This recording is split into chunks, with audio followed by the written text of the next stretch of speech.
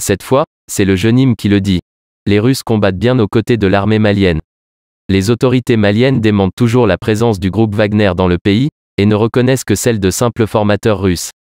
Dans un communiqué publié dimanche soir sur sa plateforme de propagande Al-Zalaka, le groupe de soutien à l'islam et aux musulmans, le Jenim, lié à AQMI, affirme en tout cas en avoir capturé plusieurs combattants du groupe Wagner dans le centre du pays.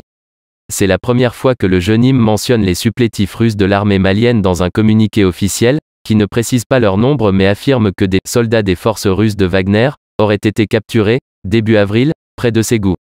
Selon ce communiqué, ces soldats russes auraient participé à l'opération antiterroriste menée par l'armée malienne à Moura, fin mars.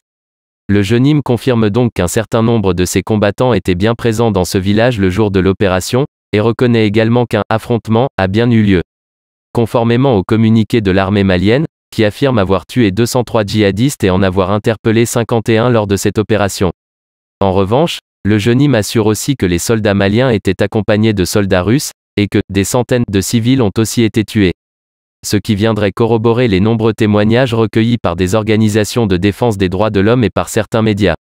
Après les versions livrées par l'armée d'une part, et par des rescapés d'autre part, c'est donc une troisième voix qui se fait entendre sur la tragédie de Moura. Une troisième voix évidemment soucieuse de mener sa propagande djihadiste. La justice militaire malienne a ouvert une enquête. La mission des Nations Unies au Mali aussi, mais l'accès au village de Moura lui est toujours interdit par Bamako, qui continue de démentir la présence du groupe Wagner dans le pays et ne reconnaît celle que de simples formateurs russes, qui ne participeraient jamais au combat.